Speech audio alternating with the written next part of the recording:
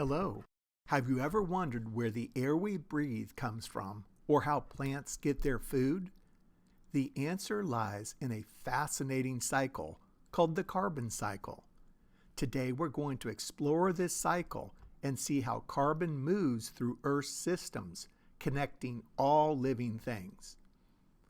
Carbon is a vital element for life, and it's constantly moving between these different reservoirs.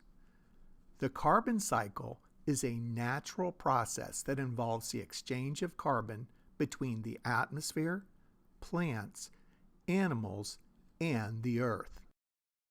Let's start with the atmosphere.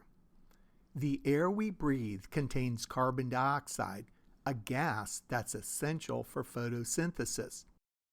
Plants use carbon dioxide from the air, along with sunlight and water, to produce their food through photosynthesis. During photosynthesis, plants convert carbon dioxide into glucose, a type of sugar that they use for energy. As a byproduct of photosynthesis, plants release oxygen into the atmosphere, which we need to breathe. The reaction is carbon dioxide plus water in the presence of sunlight. Using a molecule called chlorophyll, they turn this into glucose and oxygen. Animals, including humans, play a role in the carbon cycle as well. We obtain carbon by eating plants or other animals that have eaten plants. When we eat, we break down the food to get energy, and carbon dioxide is released as a waste product during this process. Carbon is also stored in Earth's systems. When plants and animals die, their remains decompose and carbon is released back into the soil.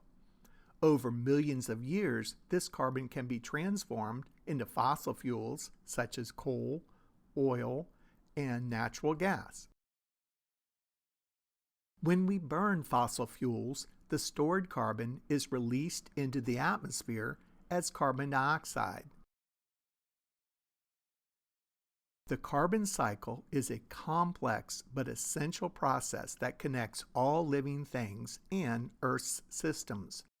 By understanding the carbon cycle, we can better appreciate the interconnectedness of life and the importance of taking care of our planet. Thank you for watching.